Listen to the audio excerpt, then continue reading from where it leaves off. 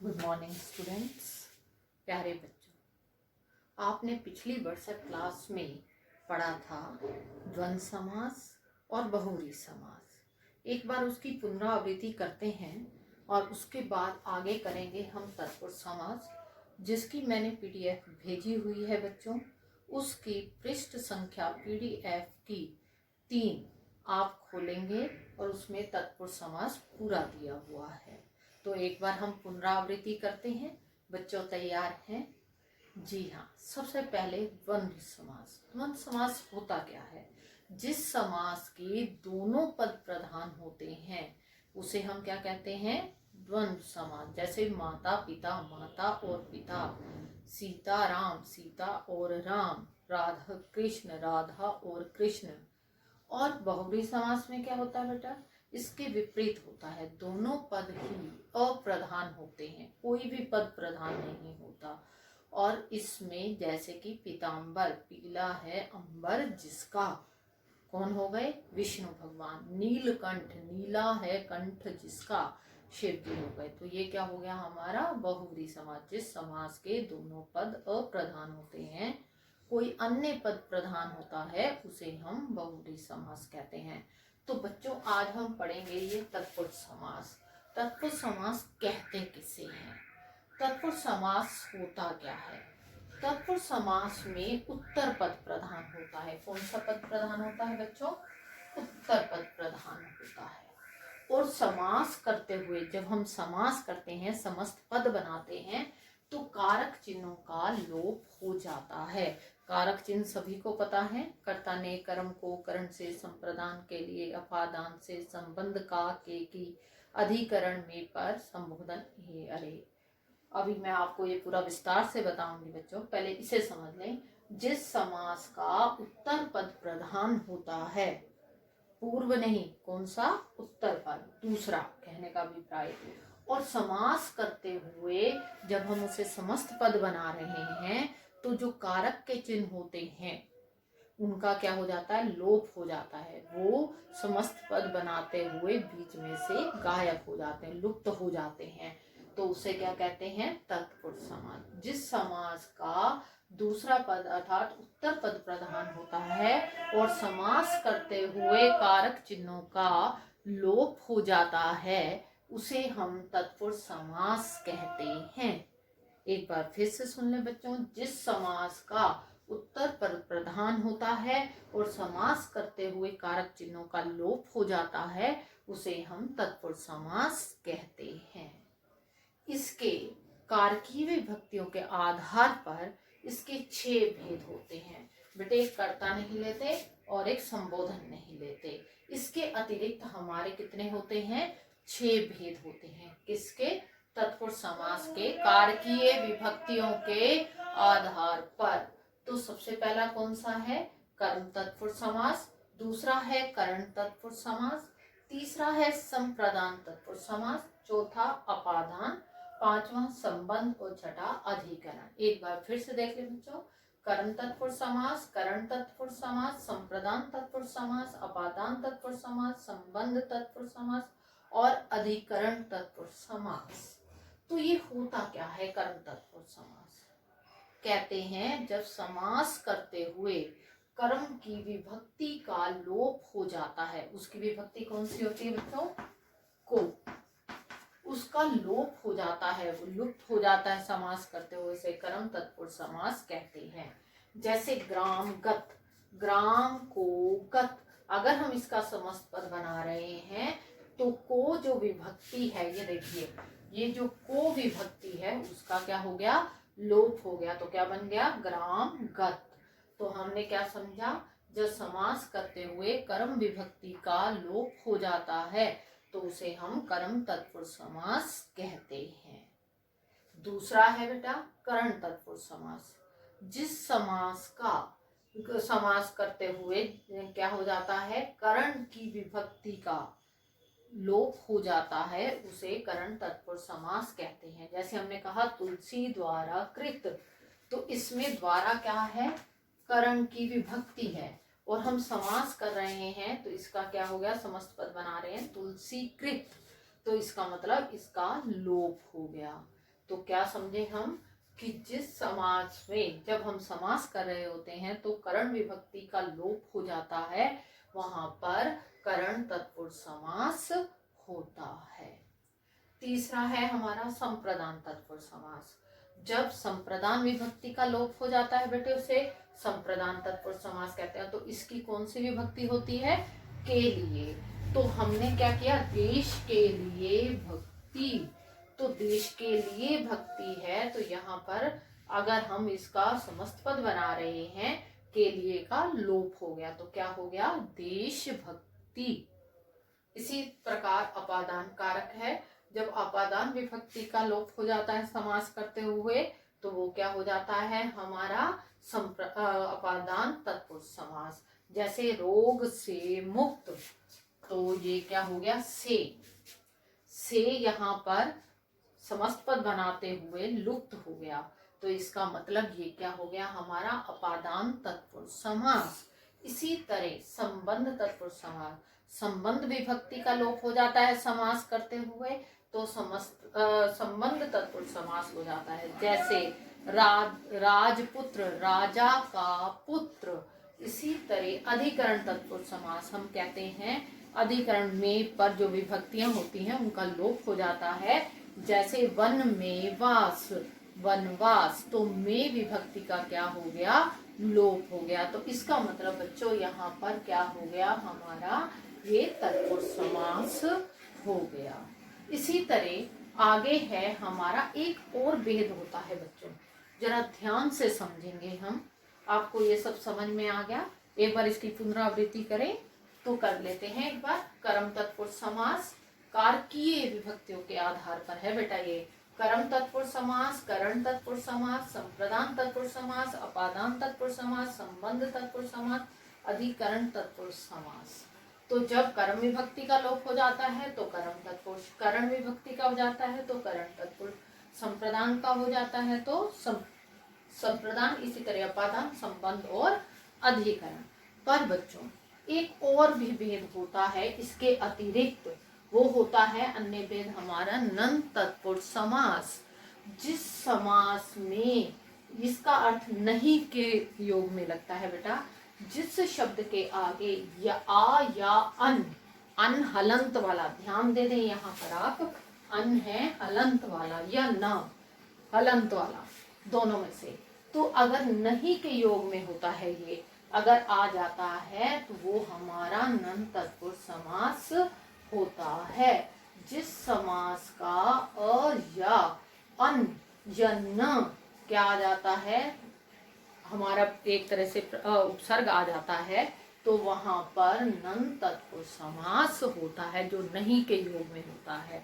इसको फिर से एक बार समझेंगे बच्चों, ध्यान से समझेंगे आप। जैसे आपने कितनी बार पढ़ा भी है इसको, हमने लिखा असत्य, तो क्या बन जाएगा? न सत्य। अगर मैं कहती हूं अधर्म, तो क्या बन जाएगा? न धर्म। ठीक है बेटे। अब मैं कहती हूं अनिच्छा, अनिच्छा, तो क्या बन जाएगा? न इच्छा। अब आप ये समझें कि अन किसके आगे लगता है और अ किसके आगे। अगर व्यंजन है, जैसे सत्य क्या है, स क्या है हमारा, सत्य का व्यंजन है, व्यंजन है तो अ लगेगा। अगर आपका क्या है, स्वर है, तो अन लगेगा। अन कौन सा? हलंत वाला। ठीक है, आया समझ में? नन तत्पुरुष समास क्या होता है? जिस समास के क्या होता है, अ या अन नहीं का मतलब बोध कराते हैं ये, तो इसमें क्या हो जाता है हमारा, वो नन तत्पुरुष समास हो जाता है। असत्य न सत्य, अधर्म न धर्म, अनिच्छा न इच्छा। तो बच्चों समझ में आ गया? आगे बढ़ें, तैयार हैं आप?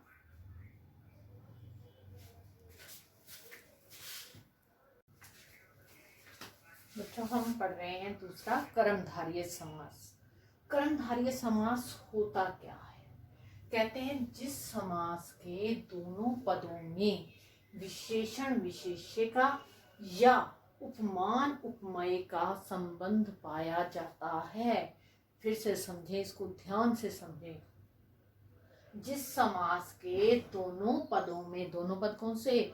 उत्तर पद और पूर्व पद, दोनों पदों में किसका संबंध? विशेषण विशेष्य का या उपमान उपमेय का संबंध पाया जाता है, उसे कर्मधारय समास कहते हैं। पर अब आप ये पहले समझें, विशेषण विशेष्य क्या होते हैं, उपमान उपमेय क्या होते हैं बच्चों। सबसे पहले विशेषण क्या होता है? विशेषण क्या होता है बच्चों? क्या होता है? जो संज्ञा या सर्वनाम की विशेषता बताता है उसे विशेषण कहते हैं। और विशेष्य क्या होता है? जिसकी विशेषता बताई जाती है, अर्थात वो संज्ञा या सर्वनाम शब्द तो जिसकी विशेषता बताई जाती है उसे कहते हैं विशेष्य। और जो विशेषता इसकी बताई जा रही है उसे कहते हैं विशेषण। जैसे मैंने लिखा लाल मिर्च, ये शब्द है हमारे पास। मिर्च क्या है? विशेष्य। उसकी विशेषता क्या है बच्चों? लाल। तो इसका मतलब इन दोनों में कैसा संबंध हो गया? विशेषण विशेष्य का। फिर से देखें, जिसकी विशेषता बताई जाती है उसे विशेष्य कहते हैं और जो विशेषता बताई जाती है उसे विशेषण कहते हैं। मैंने आपको उदाहरण भी बताया, जैसे नील गाय है तो नील क्या है? हमारा विशेषण, और गाय क्या है? विशेष्य। किसकी विशेषता बता रहे हैं हम? गाय की। और क्या बता रहे हैं कि वो नीली है। तो इसका मतलब ये कैसा संबंध हो गया? विशेषण विशेष्य का संबंध हो गया दोनों में। अब उपमान और उपमेय क्या होते हैं? उपमान और उपमेय जिसकी तुलना, ये तुलना के लिए आते हैं बच्चों। किसके लिए आते हैं? तुलना के लिए। उपमेय, उपमेय में क्या होता है? जिसकी तुलना की जाती है, जिसकी, किसी वस्तु की, प्राणी की, व्यक्ति की तुलना की जाती है उसे हम कहते हैं उपमेय। और जिसके साथ तुलना की जाती है उसे कहते हैं उपमान। ध्यान से समझे, जिसकी तुलना की जाती है उपमेय, जिसके साथ कोई प्रसिद्ध व्यक्ति है, प्राणी है, कुछ भी प्राकृतिक रूप से कुछ भी है, उपमान कहलाता है। जैसे चंद्रमुख है तो मुख क्या है हमारा? उपमेय। हम ये कह रहे हैं जो मुख है वो चंद्रमा के समान सुंदर है, तो इसका मतलब हम किसकी तुलना कर रहे हैं? मुख की। मुख क्या हो गया हमारा? उपमेय। किसके साथ तुलना कर रहे हैं? उसकी, चंद्र के साथ। तो इसका मतलब ये क्या हो गया? उपमान। जिसकी तुलना की जाती है उपमेय, जिसके साथ की जाती है उपमान। आया बच्चों समझ में?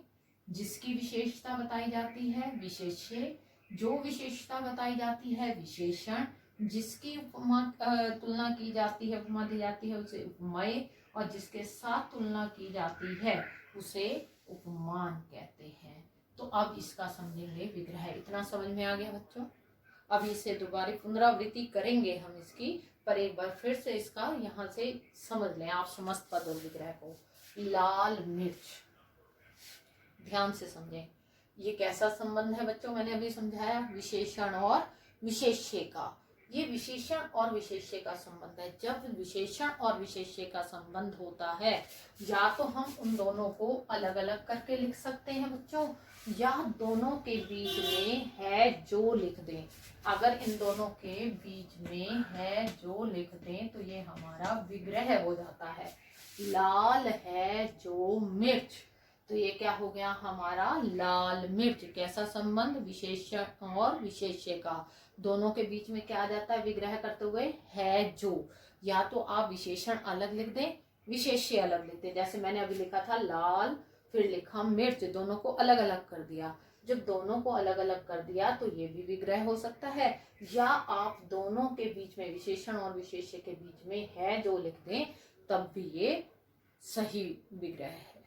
आगे देखें, जैसे नील गाय, अभी मैंने बताया विशेषण विशेष्य का संबंध। अगर इन दोनों के बीच में है जो लिख दूंगी, विग्रह हो गया। अगर मैं इन दोनों को अलग अलग लिख दूंगी, जैसे नीली गाय, सिर्फ यही लिख दूं नीली गाय, तो ये भी ठीक है हमारा। नीली है जो गाय, ये भी विग्रह है, ठीक है। आया बच्चों इतना समझ में? आगे चले, चंद्रमुख। अब यहाँ पर तुलना हो रही है, कैसे? मुख की तुलना चंद्र से हो रही है। तो इन दोनों के बीच में, किसके बीच में? उपमान और उपमेय के बीच में के समान लग जाता है। पहले उपमान आता है बच्चों, फिर उपमेय आता है और बीच में के समान आता है। तो ये क्या हो गया हमारा? विग्रह। चंद्रमा के समान मुख। कौन पहले आया? उपमान। बाद में कौन आया? उपमेय। जिसकी तुलना की जाती है वो बाद में, जिसके साथ की जाती है वो पहले, और बीच में के समान। कमल नयन, कमल के समान नयन, ये क्या है हमारा? उपमान उपमेय का संबंध। ये क्या है? उपमेय। और ये क्या है? उपमान। तो नयन जो है, आंखें जो हैं, वो कमल के समान हैं। तो हम इसका विग्रह क्या करेंगे? उपमान पहले लिखेंगे, कमल के समान नयन।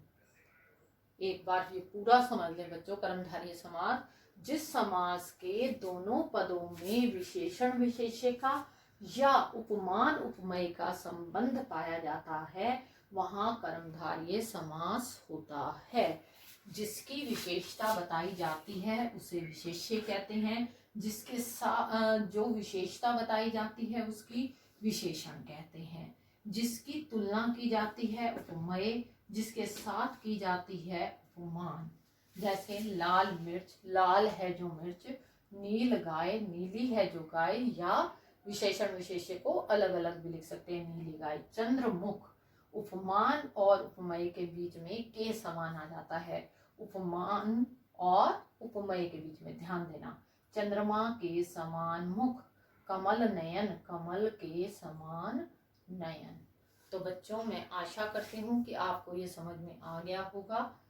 अगर किसी तरह की भी कोई परेशानी आती है, आपको समझ में नहीं आता, मतलब कोई तकलीफ आती है समझने में, तो आप मेरे को व्हाट्सएप कर सकते हैं या मुझे कॉल कर सकते हैं। मैं आपको पुनः समझा दूंगी। और अगली व्हाट्सएप हमारी जो क्लास होगी, जो भी, उसमें हम असाइनमेंट करेंगे समास का। तो आप इसे अच्छी तरह से दोहरा लें, अच्छे ढंग से करें और कॉपी पर काम पूरा करें। धन्यवाद।